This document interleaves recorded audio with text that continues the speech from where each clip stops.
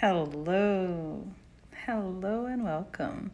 Today, we're going to talk about the dynamic of the pursuer and the withdrawer. What does that mean? Is that in a relationship, there are moments when we have fights, and when that happens, the pursuer goes after the withdrawer because the withdrawer is like, I don't want to talk about it, leave me alone, I can't deal with this, this is so much, I'm not being myself. And then the pursuer is like, come on, let's talk.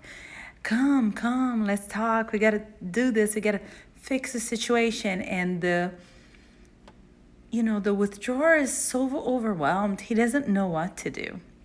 And it's very hard. It's a hard dynamic, and it happens in most relationships. And I want to help you in how to fix that. Right? My name is Elika. I am a psychologist. I am actually licensed as a marriage and family therapist. And today I'm teaching you more on relationships. And right now I'm going to start with a video that'll help us understand that since we're little babies, we already have that natural dynamic. Watch this.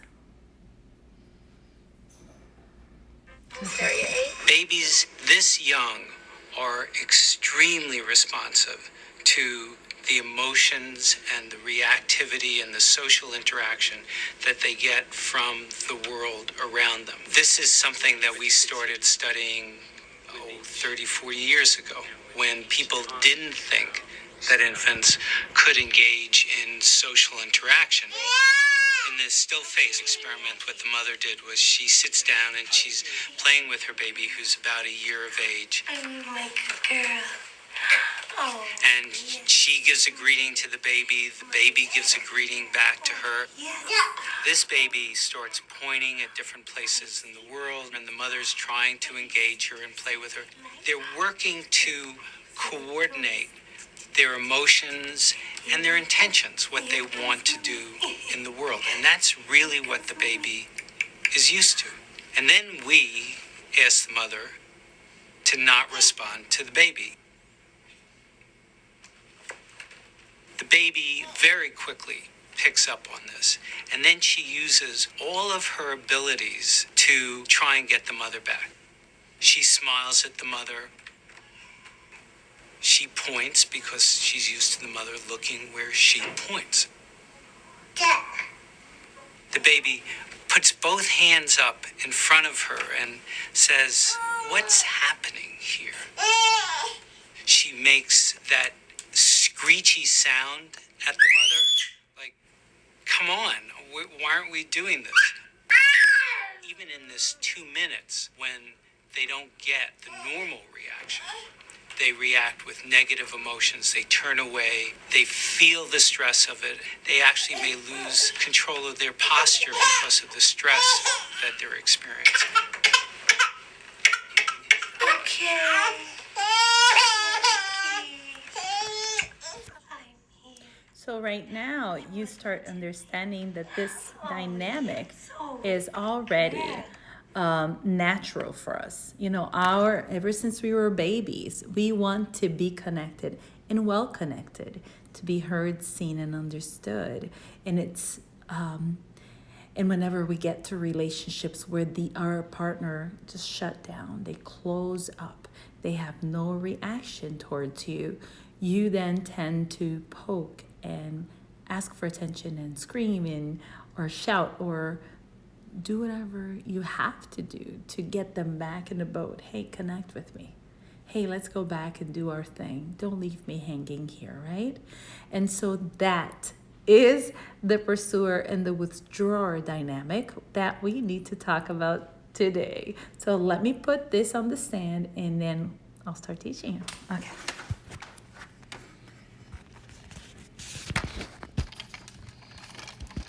Excuse me. Alrighty. Here we go.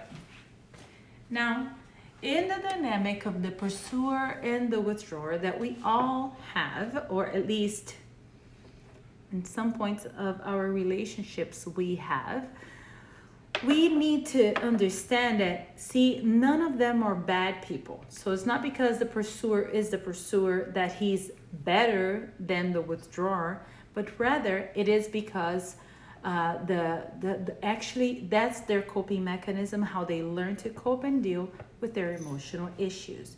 And so we need to respect, we need to understand where they're coming from and try to get a way through, like the bridge, for us to communicate better and reconnect again, right?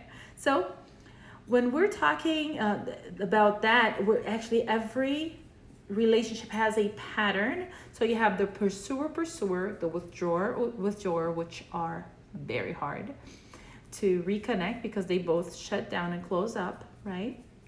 And then you have the pursuer withdrawer, which is the most common one, and then you have the healthy one, where whenever there's any disconnection, the other one's, come on, come. And then this one disconnects a little bit. He's like, come on, don't leave me here. What's wrong? What's wrong, right? So that's a healthy one. That's the one that we want, right? So generally, men are the withdrawers. I'm sorry, men. I'm just exposing you right now, but that's the truth. But we have a lot of women that aren't, withdrawers. Like myself, I am a withdrawer naturally, right? I try not to be. Baby's here to say hi to you guys. Come on, baby. Say hi. This is baby. I can't put my face next to his face because he might try to lick me. So, all right. So, pursuer and withdrawer. Whenever you think of withdrawer, don't think of a person that just doesn't want to deal with the situation. Think of it like this. They were brought up in that way. They were taught to deal with their feelings closing up, right? So their parents were not the people that would sit down and say, hey, what's wrong? Can we talk about this? Why are you upset? Hey, mom sees that you're not having a good day. Why are you closed up, right? They never had that voice. Usually mom would say, or dad would say, stop pouting. Stop being a little baby about this. Be tougher. Aren't you a man? Aren't you a tough woman? Don't you want to be a tough young lady? Or something like that.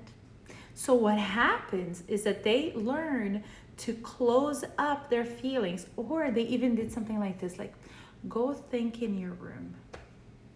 Go think in your room, right? So the same process, right? Whenever you're in a relationship, things are rough, you go, I need to close up and go to my room and think and process the stuff.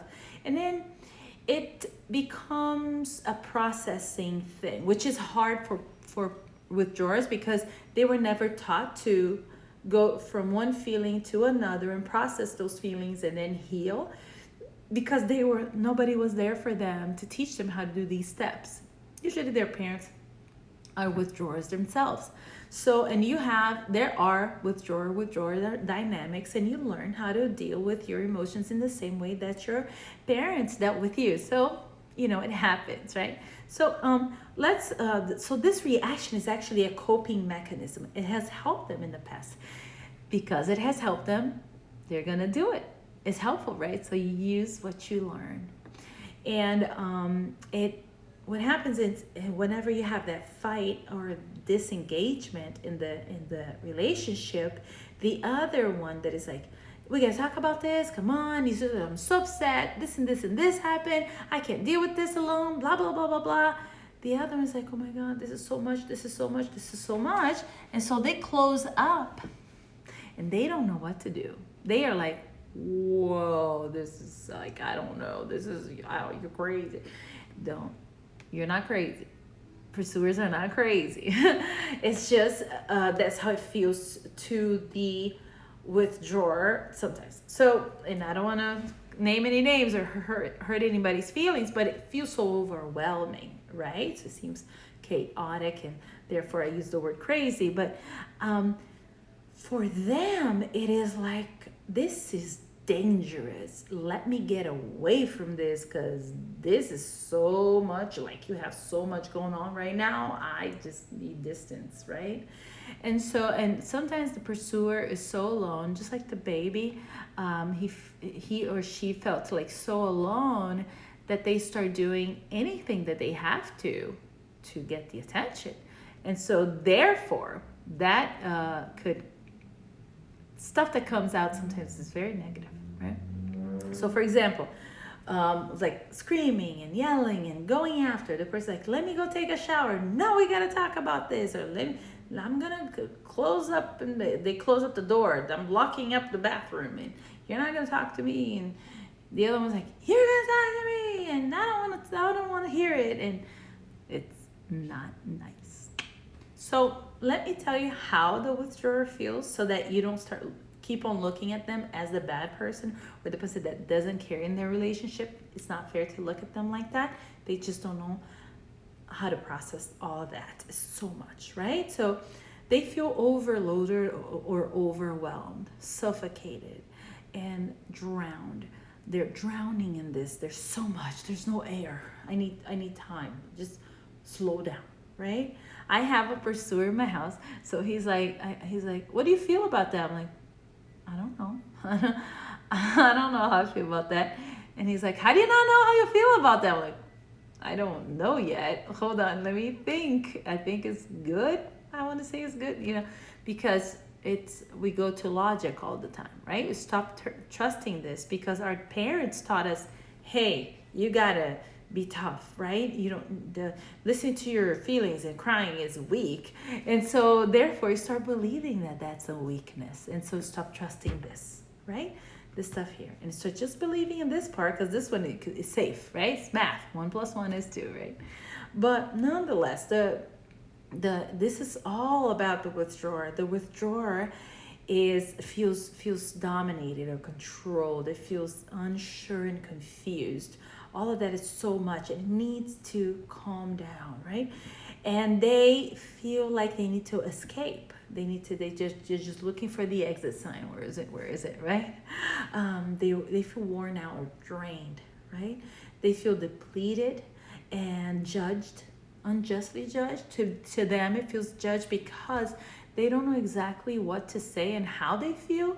So then usually the pursuer kind of starts judging. Whenever there's no reaction, they're like, so you're like this, and you're so this, and so much that, and it feels like everything is like an attack word. They don't actually speak from their heart and what's happening to them. They point fingers, they blame, right? And the blaming pushes them away, like, I am not good enough. That's the feeling that comes up, like, I'm never good. There's nothing I can do right in this relationship. I always do wrong, right? So if they feel lost, they feel overwhelmed and rejected in a way because they're not good enough. Not because the other one is not coming after them, but rather everything that they're offering is never good. It's never enough, right? And afraid. Fear comes up, obviously. There's fear in this. And so, like, I'm never going to measure up. I will never. There's nothing I can do that I will measure up, right? So that's the feeling of the withdrawer. And so the pursuer is completely the opposite feeling, right? So when they were brought up, they would, in order for them to get the attention in their house, they had to talk and persuade mom and dad, or explain, because they wouldn't stop until they felt understood. And so whenever they get married, that they understand that that's the way, like, you talk until they get it, right? So they sometimes they need to process as they speak. So it's not like it's not like they know a lot of their feelings, but sometimes they're processing as they speak, right? They are dynamic. They need that movement for them to understand their internal world. And so therefore, they feel that as soon as they feel that there's a loss of emotional connection, they go danger, there's a loss of emotional connection. I'm going to lose my partner. I'm going to lose my favorite person. What do I do? And they start getting nervous and stressed, just like the baby in the video, right? We were made to connect. We need connection. And that's why they have that reaction. It's not that you're broken or weak or nothing like that. We were made for connection. We need it. And whenever sometimes you heard, oh, weak people are people that need others. Not true. Humans are the people that need others. That's all, the only people that need. So all of us, okay? So the pursuer goes after, and as soon as there's no reaction, they are relentless. So they text, they nudge, they repeat, they blame, they attack, they stalk, they, until they get a reaction.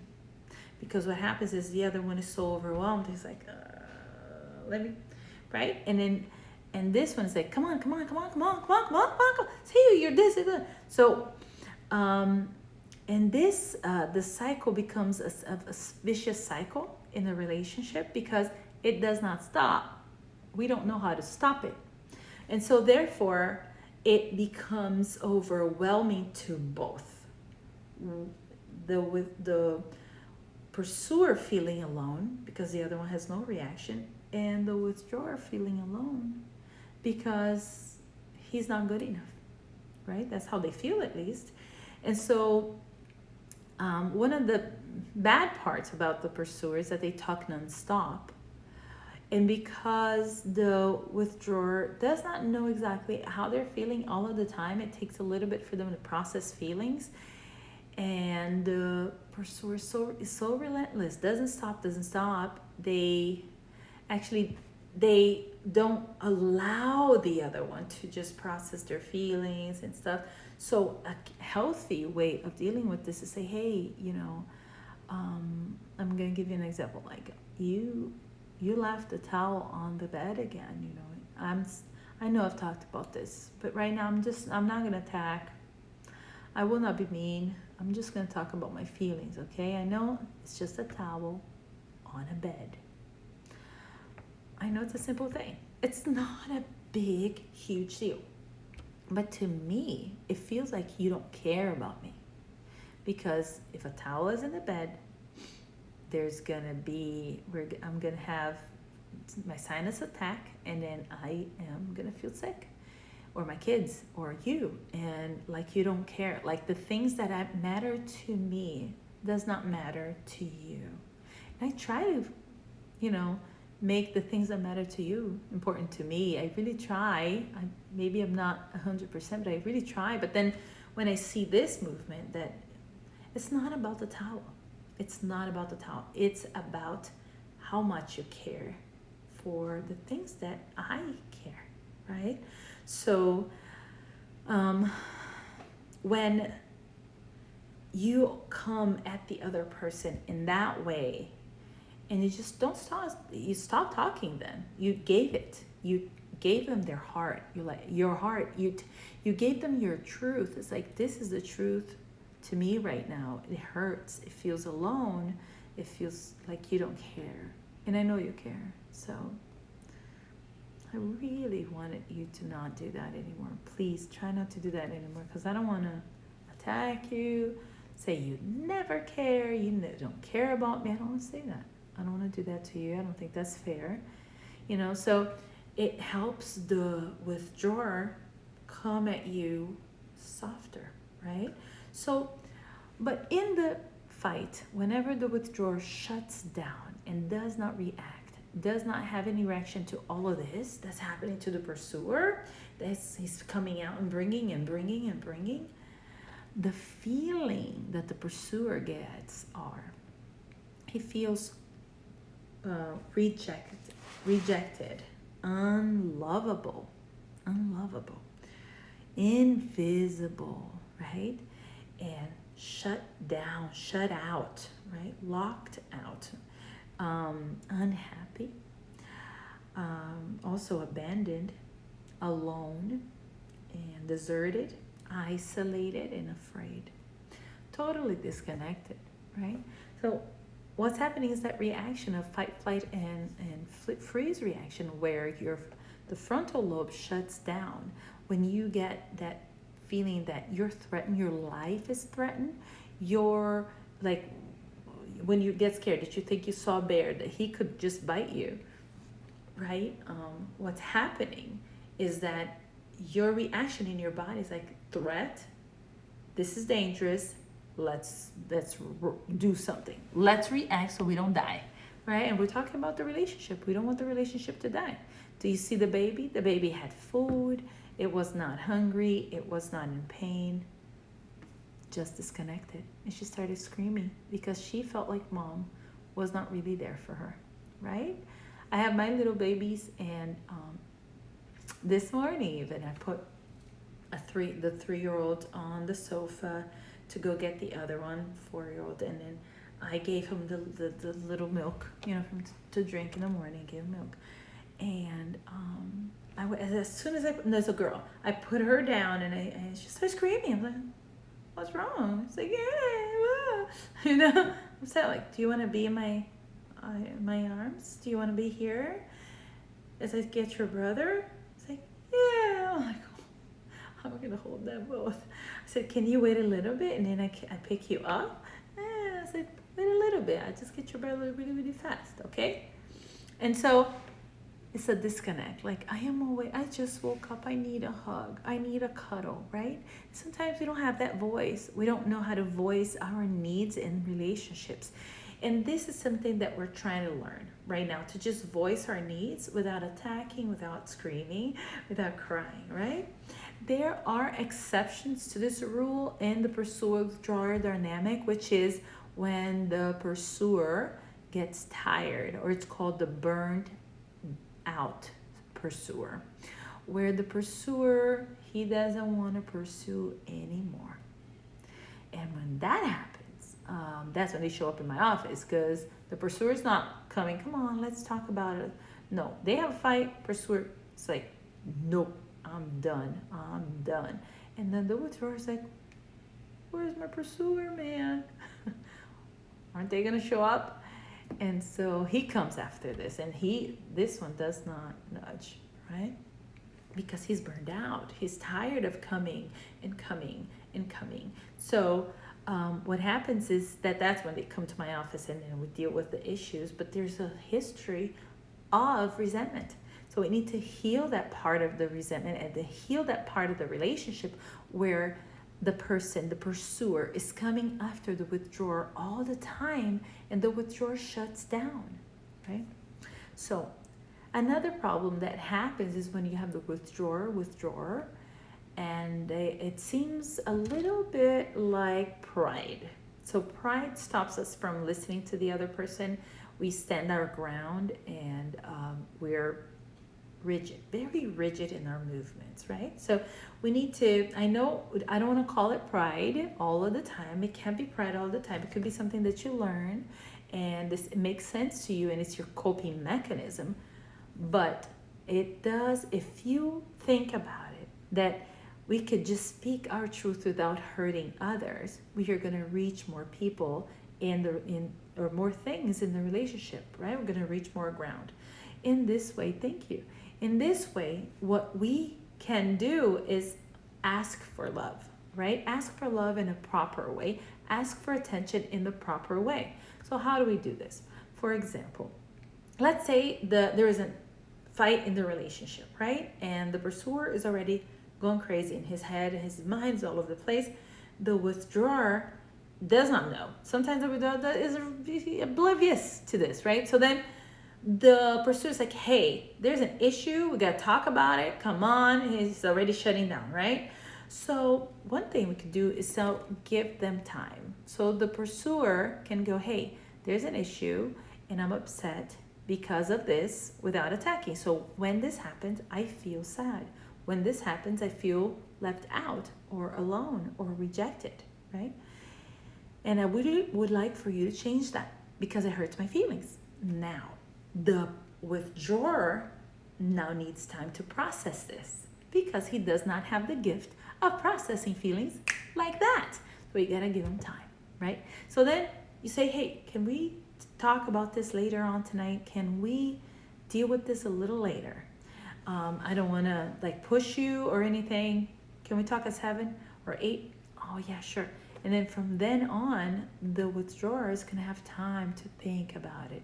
Say, hey, yeah, I shouldn't have done that, or maybe we should approach that differently and whatever. And then at 7, they are ready. That way, we have a timeline to follow, right?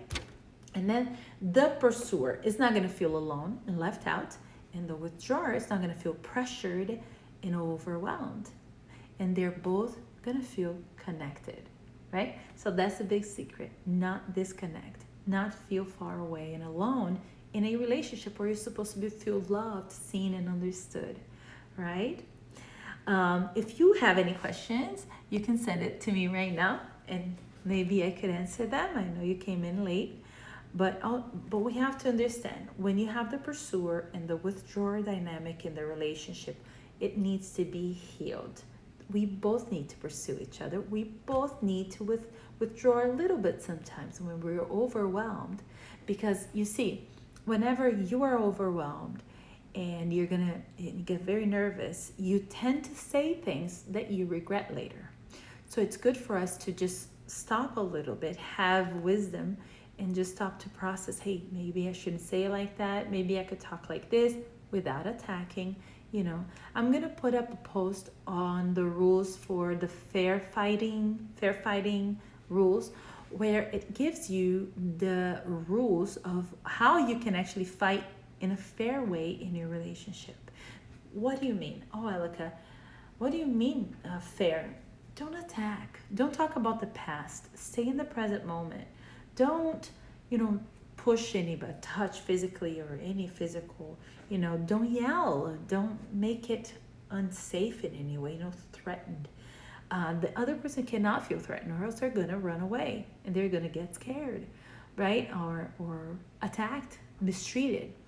So we need to provide in those difficult moments a safe place for us to talk, right? For us to exchange information and be there for each other, right? And be kind and loving, right? Bear in mind that we have the pursuer and the withdrawer cycle. So whenever there is a cycle, you probably you're either a pursuer or a withdrawer. It happens in every relationship. So try to figure out which one you are and how you can act differently, so you have different reaction from your partner, hurts them less, and respect their timing and respect your timing too. Sometimes you don't take the time to think about stuff too. All right, so this is my topic today, pursuing in the withdrawer dynamic. Thank you for staying with me. Thank you for the hands. Don't make noise, please. And I appreciate your time. Gyro. And I'll see you guys next week. Soon I'm gonna give a course, the Hold Me Tight course, where I teach couples on how the best relationship compared to now, the best relationship ever, all based on emotionally focused therapy. Okay, so soon I'm gonna put that out, and you guys can sign up for the waiting list. All right, so thank you for being with me. You have a wonderful day and night wherever you are in the world. I can't read from here so far. So yes, no.